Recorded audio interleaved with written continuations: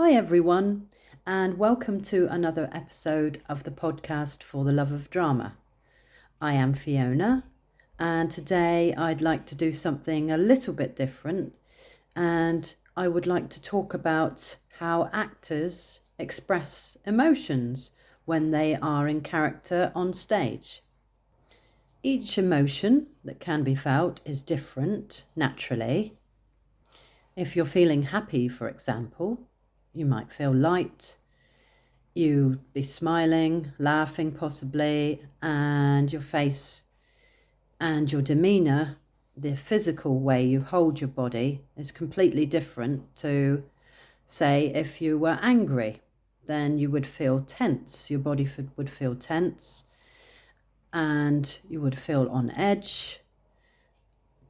Possibly you might feel like you want to throw something, depending on how angry you are. And to be in character as an actor and get that across is quite tricky. It all sort of boils down to being completely present. When you're acting a part on stage, you are not yourself, you are totally that character, or you are trying to be anyway. And you can't really be thinking about making out your shopping list when you are acting on stage. So to get these emotions in place, it's important to be completely present and also listen to your fellow actors on stage, because you can take your cues from each other and you can also feed off each other.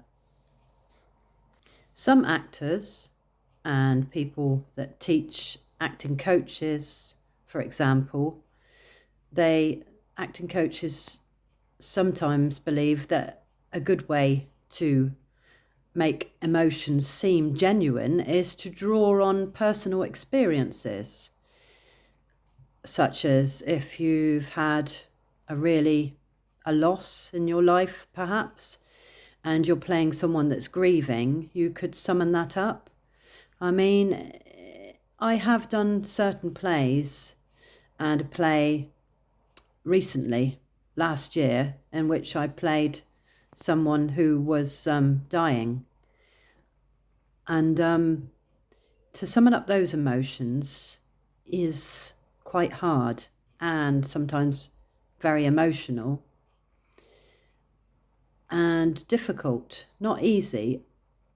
But if you are completely present in the stage and you are completely in the character, and that is the moment in the script where you are on stage and you have to be really sad or crying or upset, you can tap into the emotion by being present.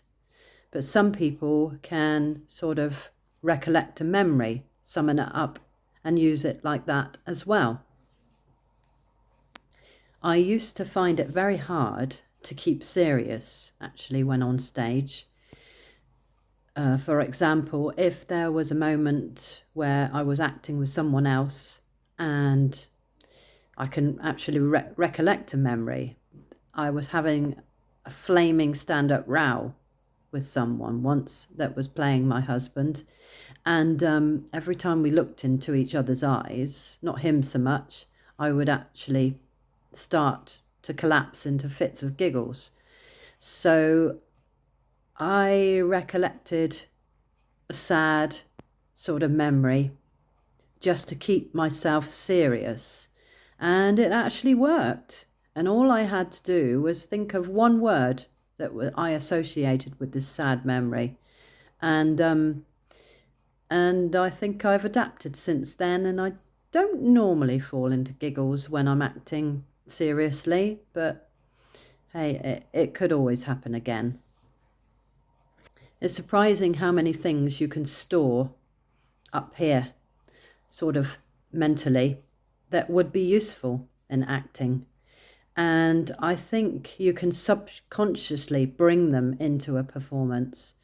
For instance, I do quite a lot of people watching. Not obviously, but often if I'm, say, out on the town, out in town somewhere or sat in a cafe, that's when you can get ideas, when you watch people as they speak to each other. And there are some interesting characters in the town where I live, and everywhere, I suppose. You're bound to meet them in a restaurant or a cafe, and sometimes I think, oh, I could use that in a performance. And sometimes when you are performing, it will come subconsciously. And I'd just like to read out a few steps now to enhance performing emotions on stage. So, step 1, understanding the character's motivation and why he feels like he does. You have to understand the character's emotional journey. Script analysis really helps. Creating a background story and thinking outside the box, for instance, thinking what this particular character might have done just before the scene that you're acting, which is not in the script, but is entirely in your head. Step 2 is use physicality and body language. These are very important while performing.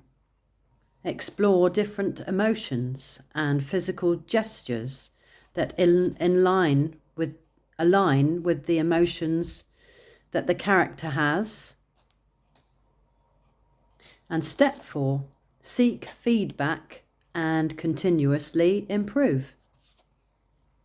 Because acting is a continuous learning process. Get feedback from the director. I mean, all the directors I've worked with, this is in an amateur fashion, of course, but there's been some really brilliant directors, and they bring out parts of yourself, or parts of yourself that you can put in the character that you never even thought of. So, and your fellow actors, I mean, we are always willing to help each other out, and you can discover things with other people's help. You can just keep on learning and keep growing as an actor. And also, I find very handy watching all sorts of dramas on television and in the films, in the cinema. It can be really useful. The only drawback is sometimes I get so drawn into watching somebody's style of acting that I miss bits in the film, but it's all useful. As an actor, it's all helpful. And keeping an open mind, not keeping a fixed set sort of imagination of what character should be like. Be always open to advice, and it will always help. Okay, that is the end of this video. I will be putting another video up on Friday, and I hope you enjoyed it. So have a great week, take care, and I will see you soon. Bye bye.